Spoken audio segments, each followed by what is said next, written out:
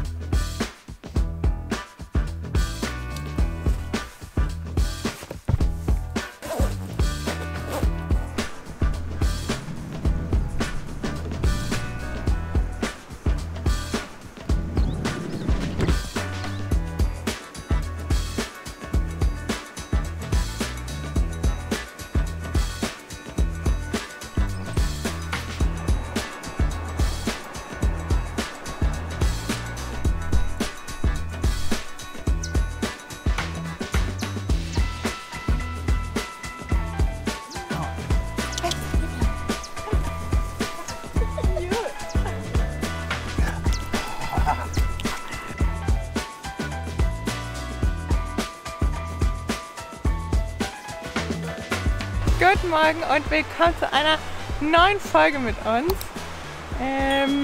Die Sonne hat eine ganz schöne Kraft hier und heute ist ein richtig herrlicher Tag.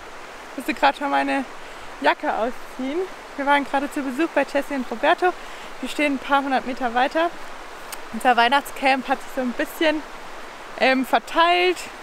Jeder macht gerade so seine Erledigung oder Wanderung und ja, für uns geht es heute nach Ushuaia, an die südlichste Stadt der Hemisphäre oder so.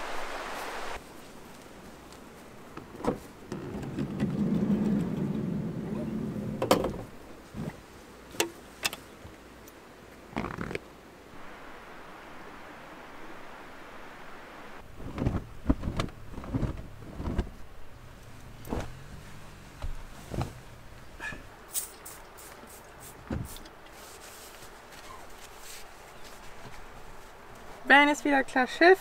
Wir machen uns jetzt noch ein kleines Frühstück und dann geht's auch schon los.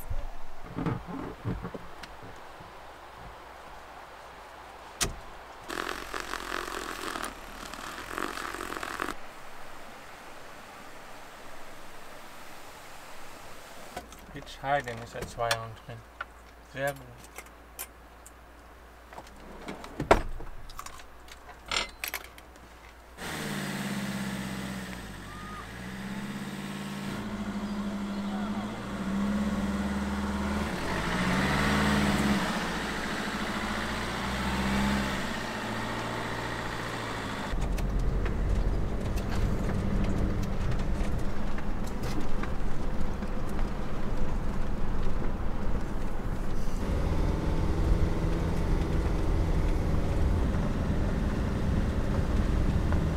Wir haben jetzt am Ende doch relativ schnell zusammengepackt.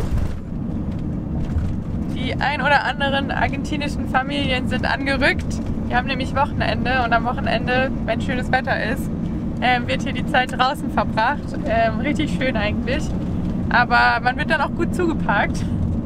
Deswegen sind wir jetzt schnell los und geht's auf den Weg auf den letzten Kilometern in die südlichste Stadt der Welt. Es geht nach Ushuaia.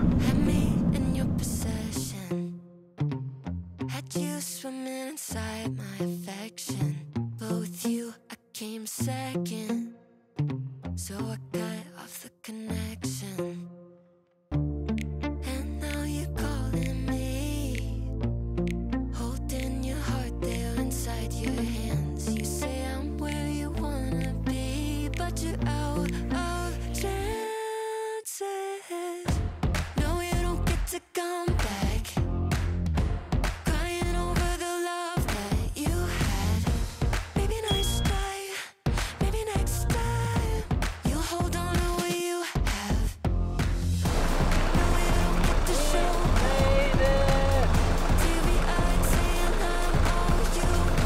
Wir haben es nach Ushuaia geschafft.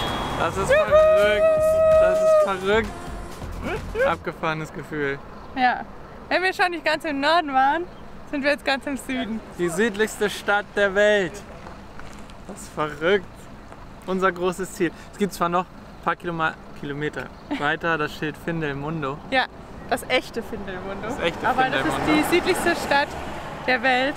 Und zum Fin del Mundo fahren wir auf jeden Fall auch noch. Und wir können es einfach überhaupt nicht glauben, wenn man den blauen Punkt auf der Navigation anguckt, dass wir einfach am südlichsten Zipfel von Südamerika sind. Der südlichste Punkt, wo man mit dem Auto hin kann. Nee, noch nicht ganz. Das ist Fin del Mundo. Ja. Aber Ushuaia war immer so unser Zielname. Ja, wir haben vom Anfang angesprochen, irgendwann sind wir in Ushuaia.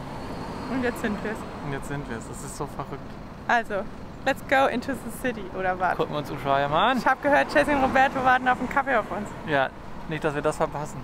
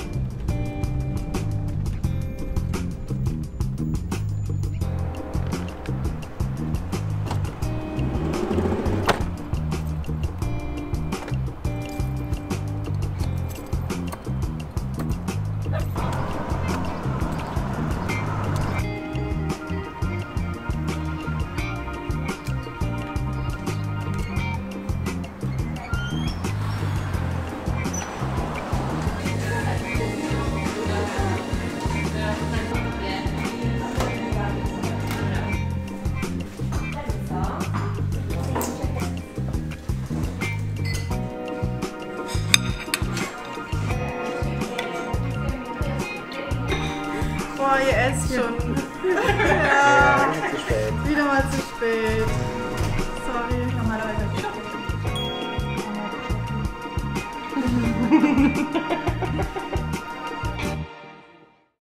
Schön was. Oh ja. Könnte man wieder hoch. Könnte man. Vielleicht auch am Abend in der Bar. Oh.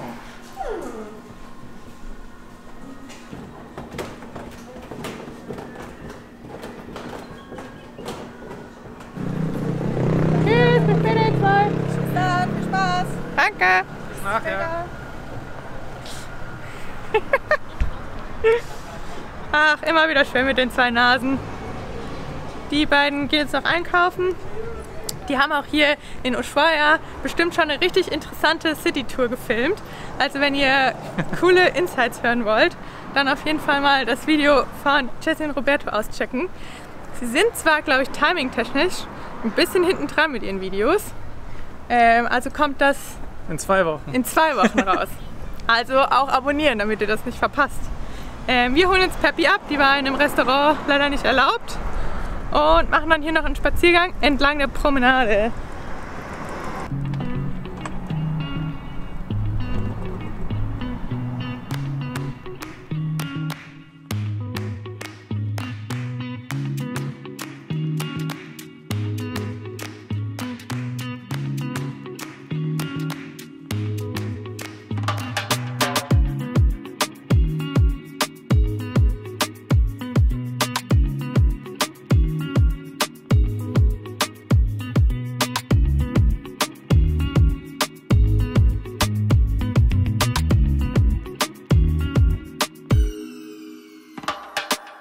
Und wer will, kann jetzt hier auch auf den 7. Kontinent übersetzen und eine Kreuzfahrt nach Alaska buchen. Nicht nach Alaska. Ach, ich sag immer Alaska. Antarktis. Wer will, kann eine Kreuzfahrt in die Antarktis buchen. Bestimmt mega cool, aber Uns fehlt das nötige Kleingeld. uns fehlt das nötige Kleingeld. Vielleicht auf unserem nächsten Südamerika-Trip. Wer weiß.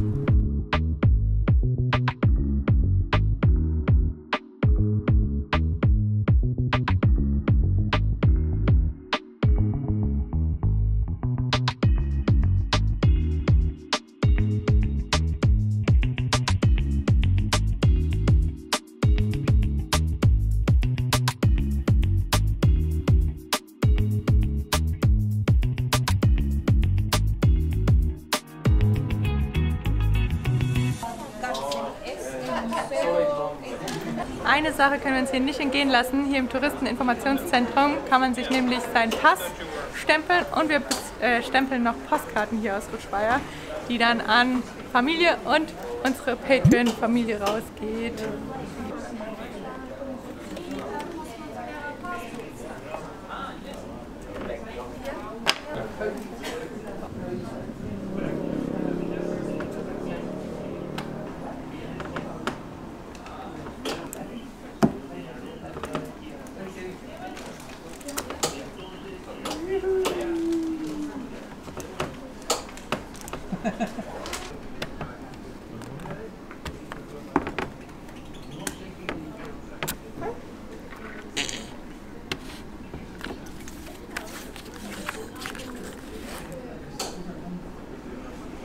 In Argentinien haben wir sonst nie einen Stempel bekommen bei Einreise.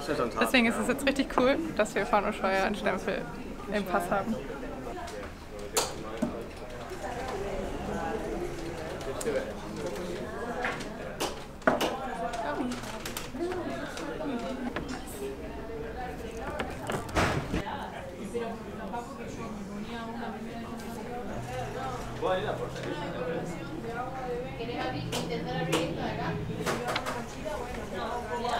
Und hiermit waren wir dann auch offiziell wirklich in Ushuaia.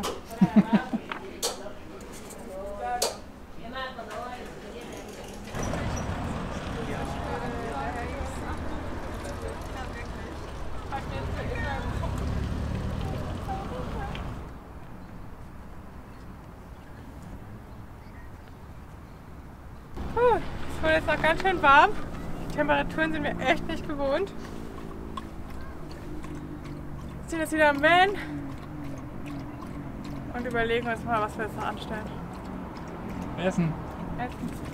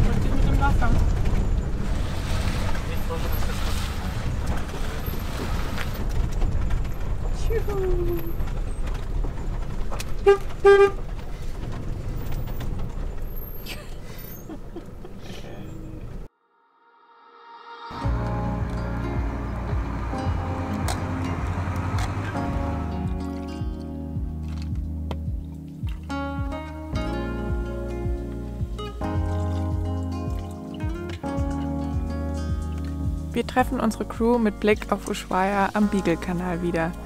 Den überraschenden warmen Tag beenden wir mit leckeren Drinks und atemberaubenden Sonnenuntergang. Cheers! Vielen Dank. Wir machen jetzt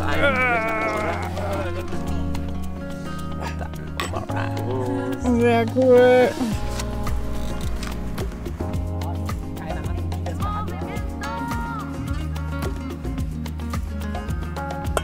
So langsam geht die Sonne unter und es ist ein richtig schöner Sonnenuntergang.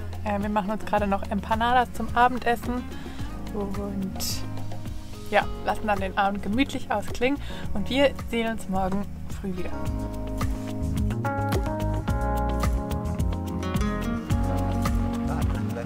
Wahrscheinlich, wenn die Sonne so ist, ist schon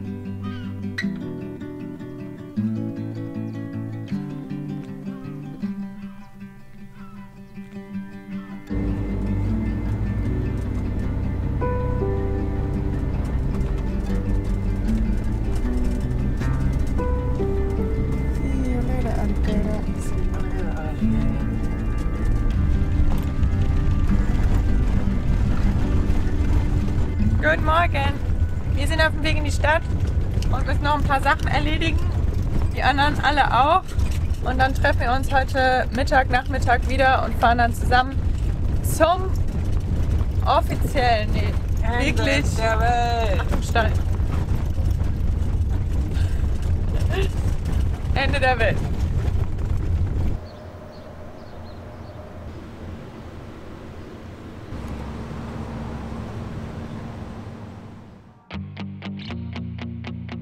Mit viel Wolken und Regen im Gepäck brechen wir am Mittag in Kolonne auf die letzten Kilometer Richtung Ende der Welt auf und sind schon gespannt, was uns dort erwarten wird. Eins ist auf jeden Fall sicher, es wird kein Spaziergang.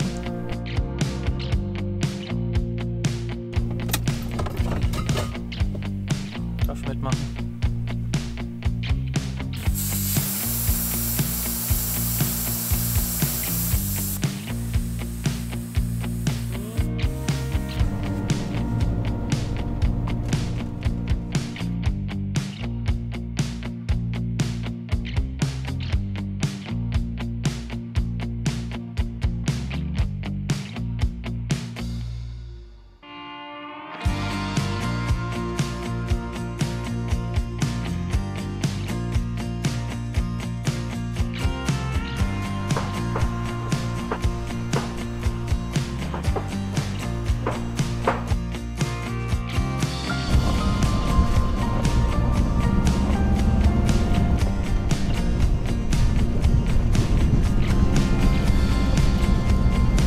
Frisch geduscht und in bester Gesellschaft haben wir uns jetzt auf den Weg ans Ende der Welt gemacht.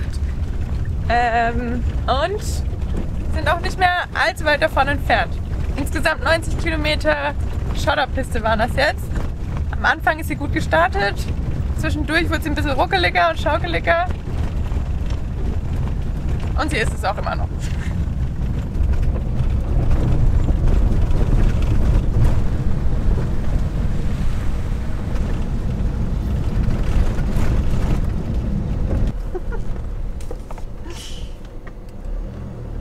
Weiter geht's nicht. Da ist einfach zu. Ja, das ist einfach zu. Das ist das Ende der Straße und das Ende der Welt.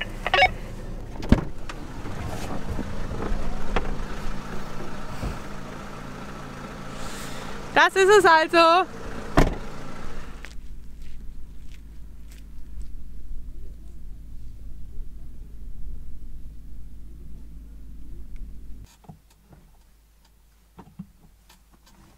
So, das war offiziell das Ende der Straße. Heute regnet es aber leider und es ist auch schon ziemlich spät. Deswegen suchen wir uns erstmal jetzt einen Platz, wo wir stehen können für die Nacht und dann kommen wir morgen oder vielleicht zu Neujahr wieder und man kann hier nochmal 5 Kilometer weiter wandern bis zu einem Leuchtturm und dann ist es wirklich das Ende.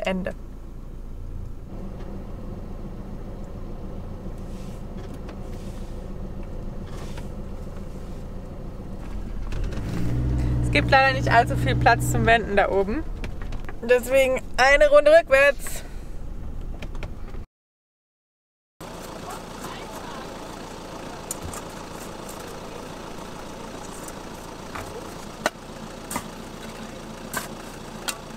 Willst du fahren oder? Nee, Svenny, gucken hier vorne.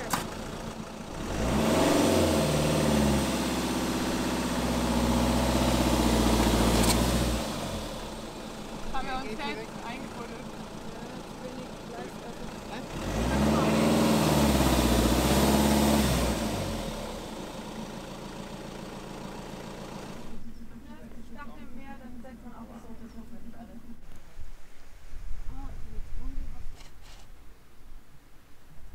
Alle haben ihren Platz gefunden.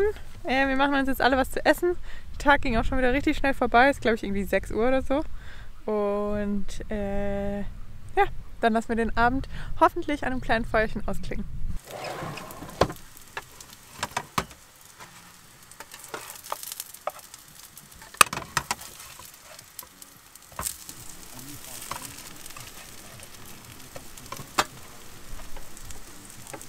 Es ist so eklig nasskalt draußen.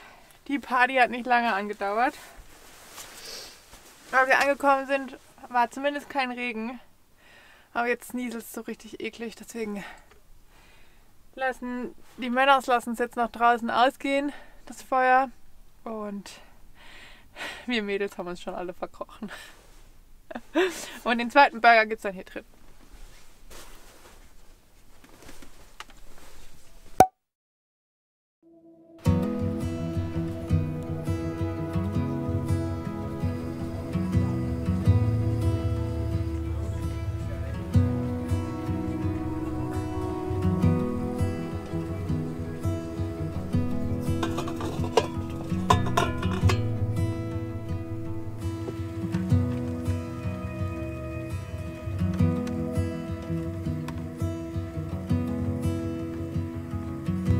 Der Silvestertag startet bewölkt und regnerisch und wir ziehen uns in unsere Vans zurück. Wir bereiten Essen und Getränke für den Abend vor, den wir dann am Lagerfeuer im Kreise unserer Overländer Freunde verbringen werden. Auch ein paar tollpatschige und quirlige Fellnasen haben den Weg in unser Camp gefunden. Und so endet ein Jahr in bester Gesellschaft mit einer spontanen Namenstaufe für den Campervan von Markus. Bronco!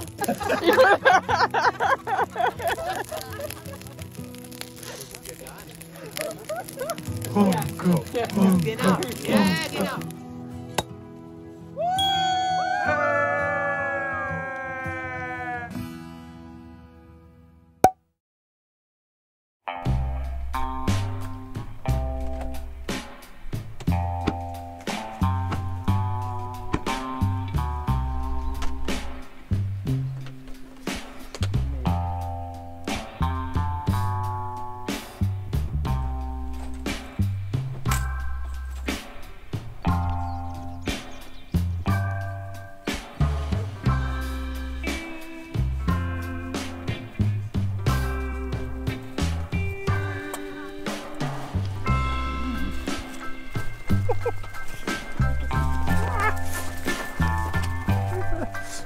Au!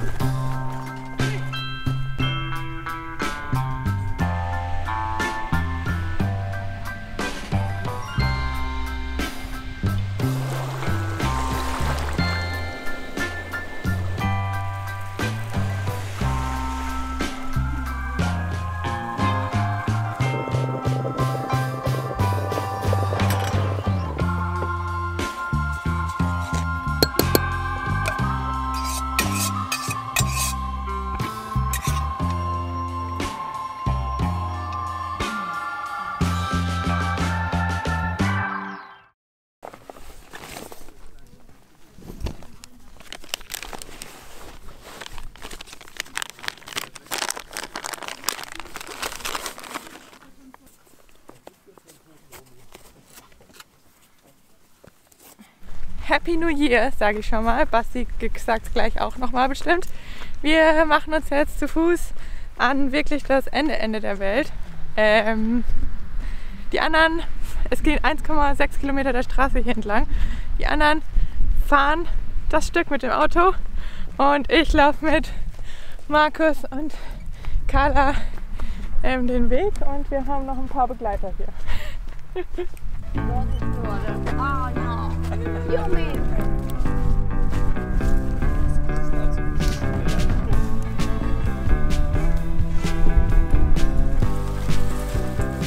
fein, weiter, die kommen alle.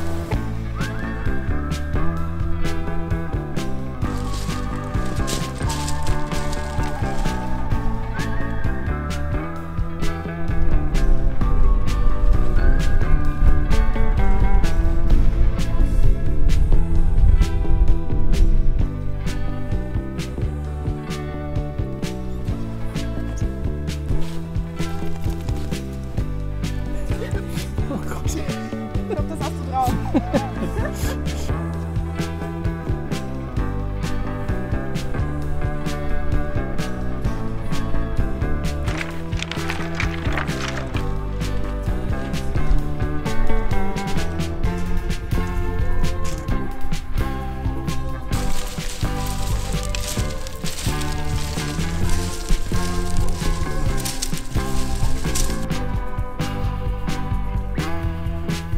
Oder?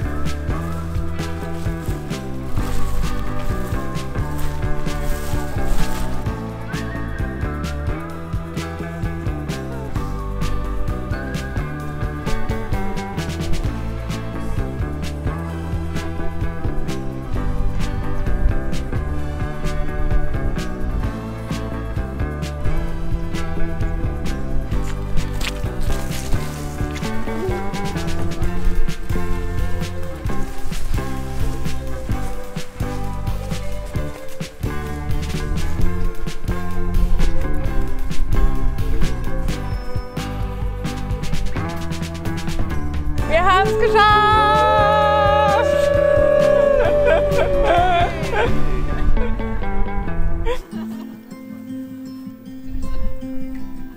Nur noch die Delfine.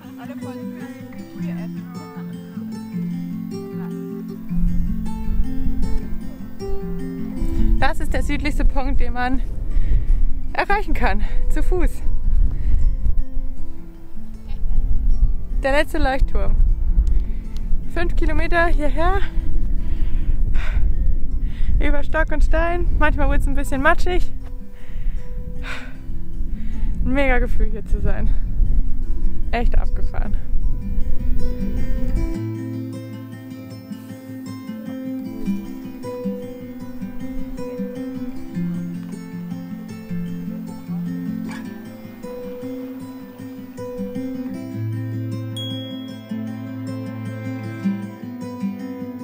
Hier sind wir nun, am Ende der Welt.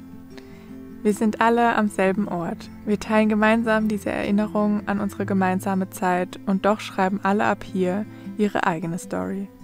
Für die meisten aus der Gruppe hat das Abenteuer erst begonnen. Andere sind noch mittendrin. Und für uns schließt sich so langsam das Kapitel Panamericana. Ein neues Kapitel liegt vor uns. Eine Zeit voller Ungewissheit. Eine Zeit voller neuer Herausforderungen, die uns sicherlich immer wieder aus unserer Komfortzone kitzeln werden. Wir nutzen die Zeit unterwegs viel, um zu reflektieren, fragen uns, was uns wirklich wichtig ist und wie wir unser weiteres Leben gestalten möchten. Wir freuen uns auf das, was kommt, aber schauen auch etwas wehmütig zurück auf ein verrücktes Abenteuer. Wir machen uns wieder auf den Rückweg. Das war's vom Ende der Welt. Abgefahren. Das ist ein richtig verrücktes Gefühl. Südlicher geht's einfach nicht mehr. Also zumindest an Land. Und ja, was für ein perfektes Wetter. Was für ein perfekter Jahresstart. Und ja, wir hoffen, ihr seid auch alle gut ins neue Jahr gekommen.